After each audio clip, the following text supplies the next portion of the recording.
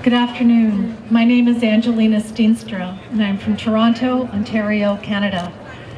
And for the past 14 years, I've been the National Coordinator for Silent No More Awareness Campaign. At the age of 15, I walked into the unknown. I went to an all-weekend party. As I entered the building, a little voice inside warned me not to go in, but I didn't listen. That night, I experienced date rape. My first child was conceived. Pregnant and alone, I wanted to believe the voice of the world and the voice of the receptionist at the abortion center. I wanted to believe the lie that I would find freedom from my predicament, being a teenager, alone, and pregnant. I wanted to believe the lie that my fears would be ended through the abortion death of my child. I did not know that I was choosing to be a slave to the culture of death by agreeing to the abortion death of my first child. On the day of the abortion, for a second time, I went against that little voice inside, and I walked again into the unknown. An abortion facility in Buffalo, New York. Trembling with fear, I forced myself to go through the motions. I signed a waiver saying that nobody would be responsible for what would happen to me. I handed over $250 American to end the life of my first child. I undressed, I gowned, I mounted the table, and I put my feet in the stirrups. I saw the face of the doctor as I was given a local anesthetic. Then he spoke. He assured me the abortion would not hurt or take very long. He never did tell me his name. He then inserted icy cold instruments into my body, and suddenly I experienced an intense and physical pain and an emotional pain like nothing I had ever known in my life. I jerked and I began to cry. I was commanded to be still. I would not realize until many years later how dangerous that all had been. I felt dehumanized, like an object. And most of all, I realized the doctor had lied to me. Hearing the high-pitched sound of the vacuum aspirator, I opened my eyes to see the bottle next to my right foot filling up with the remains of my child. I was overwhelmed with the thought that I could not reverse what was happening. And then I wondered, is there really a person here? Is there a soul? My grandmother had told me that every person had a soul. And I was wondering to myself, is it true? Is there a soul? Where is that soul going? I was filled with feelings of self-reproach. I wept uncontrollably. I was filled with grief and guilt and remorse and shame all at the same time. It was overwhelming.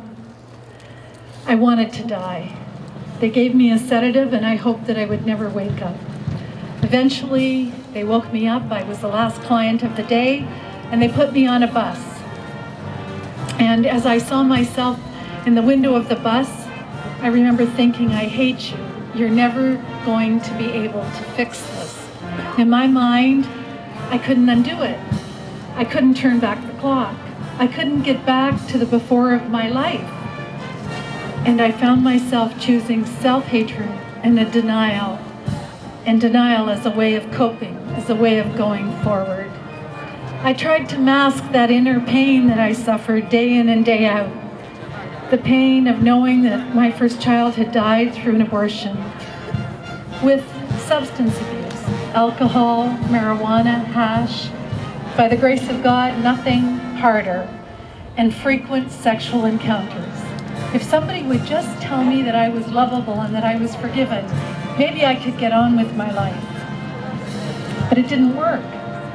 Why couldn't I get on with my life? Where was the peace and happiness that was promised to me? Abortion was supposed to end everything and turn things back to normal. Where was the freedom that was supposed to have accompanied the choice of abortion? I didn't know any freedom. 14 years after the abortion, I suffered an ectopic pregnancy. That ectopic pregnancy nearly ended my life. I lost that child.